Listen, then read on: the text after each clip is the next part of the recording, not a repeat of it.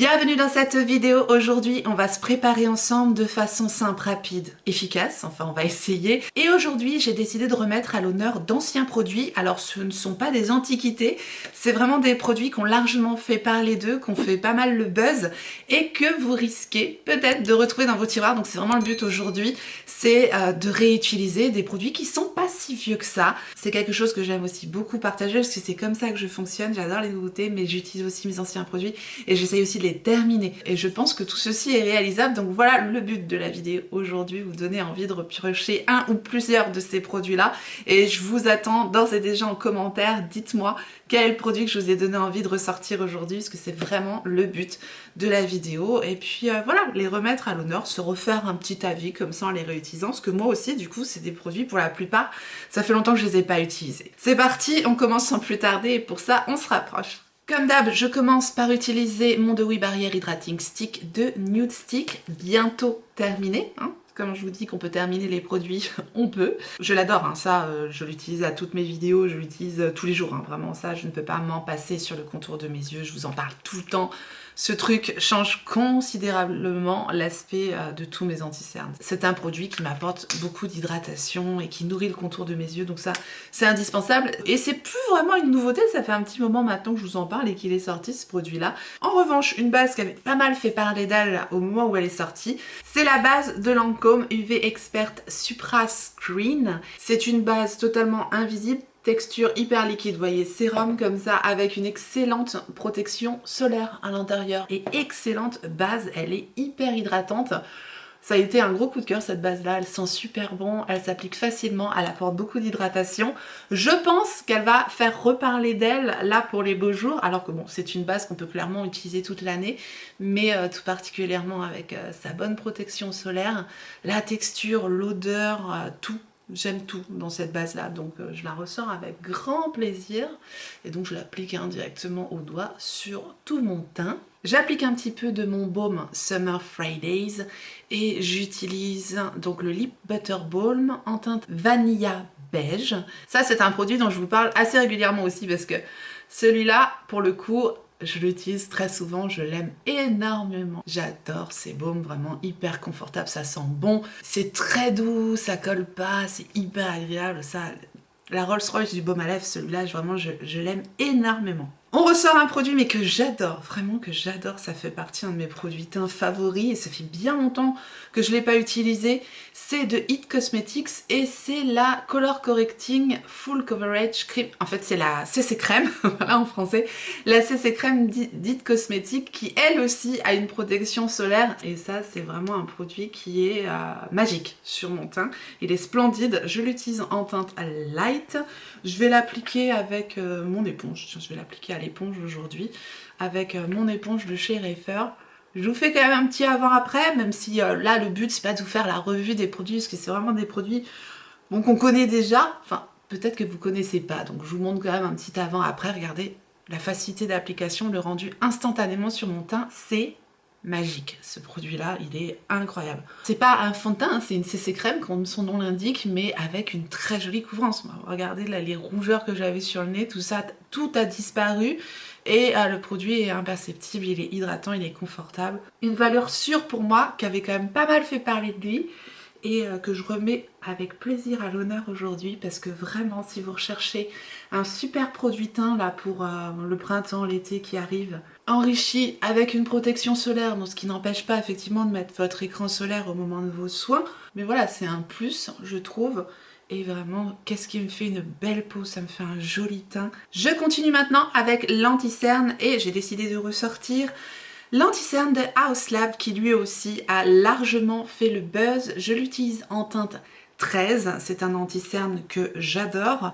Je vous montre l'effet de l'anti-cerne Haus Lab, donc que je mets sur mes imperfections et au niveau du sillon. Comme d'habitude, je vais l'estomper avec l'éponge, mais c'est quand même un anti-cerne qui est hyper réussi, voilà, que je trouve magnifique. Ça va mieux, j'en avais bien besoin, n'est-ce pas? Je vais remettre à l'honneur maintenant quelques produits crème et j'ai décidé de ressortir le duo de KVD Beauty Good Apple Bronze Cult Balm Duo, donc son duo bronzer contouring que j'ai en teinte Light 200. Ça va nous permettre de faire un petit point entre la différence entre le bronzer et le contouring, puisque souvent moi je vous fais un petit 2 en 1, je me prends pas la tête. Mais effectivement nous avons bien une différence entre le bronzer et le contouring. Ça va toujours être des teintes plus naturelles entre guillemets, plus froides. Vous voyez, les teintes qui vont vraiment vous donner ce côté ombré. C'est ce qu'on veut dans une teinte de contouring. Donc le contouring c'est pour donner des reliefs en fait à votre visage. Quand on utilise une teinte de contour, une teinte foncée, ça va avoir tendance à creuser le visage. Donc perso, je le mets juste au-dessus du creux.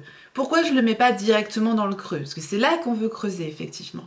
Mais au moment où vous allez estomper le produit, ça va naturellement descendre dans le creux. Si vous appliquez directement dans le creux, ça va avoir tendance à descendre plus bas et du coup à vous affaisser le visage. Donc moi c'est juste un petit tips, après chacun fait bien comme il veut. Effectivement j'ai tendance perso à l'appliquer, surtout que voilà j'ai 42 ans passés maintenant, j'ai pas envie d'avoir le visage qui s'affaisse encore plus. Donc je le place juste au-dessus du creux et ensuite j'estompe et vous voyez il se place naturellement dans le creux et du coup ça me fait le contouring que je souhaite tout simplement puisque ça creuse au niveau du creux de la joue, voilà, tout simplement. Après, on peut bien sûr en mettre au niveau du front, moi j'en mets toujours très peu puisqu'en fait ça va avoir tendance à vous rapetisser le front et perso c'est quelque chose dont je n'ai pas nécessairement besoin, mais j'en mets un tout petit peu histoire de, voilà, histoire d'harmoniser le contour, mais sachez-le, voilà, tout le monde n'a pas besoin de tout, en fait, il faut vraiment faire en fonction de votre visage. Et notamment en question de contouring, voilà, on va pas nécessairement avoir besoin de faire un contouring du nez. Généralement, on le met un petit peu au niveau voilà, de l'os, hein, du nez comme ça, sur les côtés, pour donner ce côté affiné, parce que comme je vous ai expliqué, ça va creuser, l'ombre va toujours creuser le visage. Et à contrario, quand vous utilisez une teinte claire, ça va apporter du bombé au visage. C'est pour ça que généralement, on met les poudres claires, les highlighters au niveau du bombé pour donner cet effet rebondi à la joue. Ce qu'on peut faire également, le mettre au niveau du menton. Alors ça, j'aime bien le faire hein, pour affiner la mâchoire. Ne pas le mettre trop haut parce que ça va vous donner un effet j'ai de la barbe. Enfin, j'exagère. Non, il faut vraiment le mettre juste en dessous de l'os de la mâchoire. Et on estompe. J'utilise le pinceau numéro 07 de It Cosmetics. Il est génial pour ça parce que j'applique avec le petit côté du pinceau et ensuite j'estompe avec le gros côté du pinceau. Donc voilà, je suis l'os, hop, juste en dessous comme ça et j'estompe tout simplement. Donc ça c'est pareil, ça va avoir un effet ombré sous le visage qui va affiner tout simplement le visage. Voilà pour un petit contouring rapide sans chichi. Et je voulais refaire un petit point avec vous si ça peut vous aider. Et maintenant donc le côté bronzer, j'adore ce duo, vraiment il s'estompe à merveille. Le côté bronzer directement, on l'applique juste au-dessus du contouring, voilà, pour donner cet effet bronzé. Et généralement on va trouver des teintes plus ensoleillées, plus chaudes. Et on peut le mettre un petit peu au niveau du front pour donner ce côté un petit peu coup de soleil. Et même un petit peu au niveau du nez, voilà. L'essentiel c'est de ne pas le mettre sur tout le visage. Je continue maintenant avec un produit qui avait aussi largement fait parler de lui. Pour de bonnes ou de mauvaises raisons, peu importe, on n'en reparle pas. Hein, ceux qui ont mangé le blush de Milk Makeup, j'espère que vous allez bien. C'est les Cooling Water Jelly Tint donc de Milk. Et je l'avais ici en teinte, je vois rien, mes yeux me font défaut. C'est la teinte Spritz que je vais utiliser aujourd'hui. Alors, nous avons ce petit produit sous forme de gel qui nous fait penser bien sûr aux bonbons nounours. Donc fatalement ça donne envie de les manger, mais non, j'ai jamais sauté le pas personnellement, je n'ai jamais mangé ce produit-là. Donc j'aime pas trop le mettre directement sur le visage comme ça, mais je vais le faire quand même. Hop, ce qu'il faut faire, c'est vraiment vite de travailler. Donc je me dépêche. J'utilise le pinceau 47 de Sephora. Parce qu'il faut que je me dépêche avant que ça se fixe. Parce que vraiment ce produit-là, il se fixe, il teinte et ensuite il bouge plus. Mais vous voyez, voilà, je l'ai tapoté sur le visage et je trouve quand même l'effet super joli. Moi j'ai aucun problème hein, à utiliser ce produit là et c'est quand même d'une finesse assez exceptionnelle. Donc j'aime le rendu de ce produit là, vraiment j'aime bien le rendu de ce produit là. Et donc pour le placer, c'est une façon de placer son blush, il y en a plusieurs, moi j'aime bien avoir ce côté liftant, donc je le place encore au-dessus du bronzer et je remonte au niveau des tempes comme ça pour me donner cet effet lifté tout simplement. De l'autre côté, et cette petite teinte spritz c'est quand même très joli là pour le printemps-été qui revient à grands pas pour mon plus grand plaisir. Vraiment j'aime beaucoup, donc c'est un bonheur de ressortir ce produit là. Et voilà, ça vous donnera peut-être envie de le ressortir parce que je pense qu'on avait été quand même assez nombreux à craquer pour ce petit produit qui est quand même assez innovant et très joli au final, j'aime beaucoup. En poudre, je vais appliquer la poudre de Givenchy, la version prisme libre mais pressée.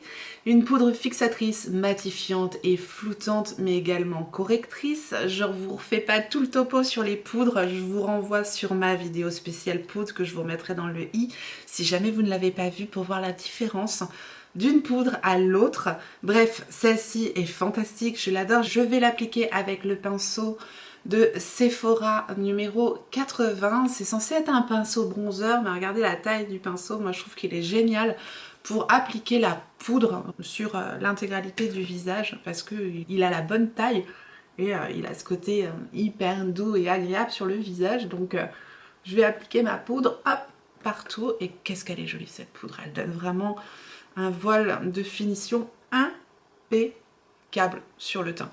Par contre, c'est pas la poudre la plus matifiante. Si ce que vous recherchez c'est de la matité, ça sera pas votre poudre. Voilà, je vous renvoie sur la vidéo si jamais vous avez besoin de plus de conseils. Voilà, petit teint frais ou naturel, comme j'aime. Je vais appliquer mon produit sourcil très rapidement hors caméra, c'est celui d'Anastasia Beverly Hills. Ça c'est une nouveauté, voilà, ça c'est le dernier produit de chez Anastasia Beverly Hills, c'est celui que j'utilise au quotidien. Voilà, je vous passe ça rapidement parce que c'est pas trop dans le thème, mais voilà, je n'utilise quasiment que celui-là, donc vous savez que je l'adore. Voilà, et petit spray de fixation aussi, c'est pareil, j'ai pas d'anciens sprays de finition fixation parce que je les utilise en fait régulièrement, je les termine. Enfin j'en ai en backup mais ils sont pas ouverts. Du coup voilà, j'utilise quand même une nouveauté, c'est Sweet by Terry. On n'en a pas beaucoup entendu parler de ce produit là, tout comme l'anti-cerne d'ailleurs. Ça c'est vraiment deux produits, je ne comprends pas qu'ils aient pas fait plus le buzz que ça. J'adore, celui de By Terry fait partie des meilleurs anti-cernes aussi que j'ai testé parce qu'il est hydratant, parce qu'il a une jolie couvrance, qu'il fait un super contour des yeux, celui-là vraiment absolument génial. Enfin, moi je vous en ai déjà parlé mais je voulais le remettre à l'honneur, tiens on en profite parce que franchement il faut rendre à César ce qui appartient à César, le Hyaluronic Serum Concealer de By Terry. Si vous recherchez particulièrement l'hydratation sur votre contour des yeux c'est pareil. Alors vraiment entre celui de MAC et celui-là, mon cœur balance. Voilà, celui de By Terry, canon, et j'utilise en teinte 6 pour info, vraiment génial. Tout comme le spray de fixation de By Terry, c'est un spray plus de finition je dirais. Il fixe, mais vous voyez ça passe ce côté fixant, plus rien ne bouge, comme le spray infaillible de L'Oréal. On n'est pas sur ce genre de spray là, on est vraiment sur un spray de finition qui va tout flouter et vraiment réhydrater le visage quand on utilise des matières poudres. Voilà, là je viens de poudrer mon teint, et ben j'aime bien ajouter ce spray parce que ça va me redonner de l'hydratation sans rajouter de côté collant ou quoi que ce soit, et je trouve que ce spray là est génial pour ça. La brume est fine et agréable, c'est frais évidemment puisque voilà on a ce côté brume sur le visage et voilà, je l'adore donc j'en reparle quand même. Et oui je sais, By Terry c'est pas donné, mais perso je les achète sur Look Fantastic, mon code tortue il passe sur la marque de By Terry, donc pensez-y, ça fait une jolie réduction sur les produits de By Terry. Voilà, au passage. Maintenant on va se faire un petit maquillage des yeux en 2 coups de pinceau, vous allez voir, et on va réutiliser les cloches. C'est bientôt Pâques, mais quand même, on va pas réutiliser les cloches. On va prendre les clutches, donc les coutures mini clutch de Yves Saint Laurent Beauty, YSL Beauty. Et on va utiliser la teinte 500 aujourd'hui. Parce que c'est pareil, ces petits clutches là, on les a beaucoup vus passer. Vous aviez peut-être craqué pour ces merveilles. Ce sont des produits aussi qui ont un certain prix. Et qu'il ne faut pas oublier parce que vraiment ils sont super jolis, très simples, faciles, rapides, voilà, efficaces. C'est hyper beau. Leur réputation n'est plus à faire. Vous allez voir, mon make-up il va être fait en 3 minutes top chrono. Donc je prends le petit embout mousse comme ça. Je vais prendre la teinte la plus foncée ici Et je vais l'appliquer au niveau du coin externe, comme ceci. Ensuite, je retourne mon petit embout, je vais prendre la teinte la plus claire et je vais l'appliquer juste à côté. Je vais prendre le 01 de chez Reifer, mon pinceau à tout faire qui est parfait pour ça. Et je vais tout simplement, hop, estomper, mélanger les deux fards que je viens d'appliquer. Je reprends un petit peu de cette teinte-ci que je vais légèrement appliquer sur le reste de ma paupière. Voilà, très légèrement, ça s'est appliqué hyper rapidement. Ensuite, je vais prendre ce fard-là, je vais l'appliquer par-dessus sur l'intégralité de ma paupière, terminé. Et un petit peu du fard un peu plus clair ici, un peu plus au niveau du coin interne, pour rajouter de la lumière. Et c'est tout. Bien sûr, on termine avec le mascara. Je vais réutiliser le mascara de Charlotte Tilbury, le Exagger Eyes Volume Mascara. Mascara que j'avais acheté en petit format, avec sa brosse en forme de banane. J'aime beaucoup ce mascara là, il m'apporte tout ce que je recherche. Volume, longueur, courbure, c'est vraiment un tout en un. Ça avait été un coup de cœur pour moi ce mascara là de Charlotte Tilbury. Bien sûr les mascaras ça reste tout de même très personnel, mais ayant des cils courts, fins et raides, généralement quand un mascara fonctionne sur moi, il fonctionne quand même sur pas mal de personnes. Maintenant, on n'a pas tous les mêmes goûts. Certaines personnes rechercheront plus de la longueur, plus du volume. Celui-ci, c'est un petit peu de tout. Et tout en gardant ce côté assez naturel. Donc, je l'aime beaucoup. Et on va donc bien sûr terminer par les lèvres. Je ressors mon fidèle crayon d'Huda Beauty, ça fait partie de mes favoris aussi. Les Lip Contour 2.0, leur qualité, leur réputation n'est plus à faire dans ces crayons-là. Et la teinte que je vais utiliser, c'est pareil, c'est une de mes favoris quand je veux du nude rosé, c'est la teinte Muted Pink. Ils sont crémeux, ils sont pigmentés, ils tiennent bien, enfin voilà, ils sont géniaux.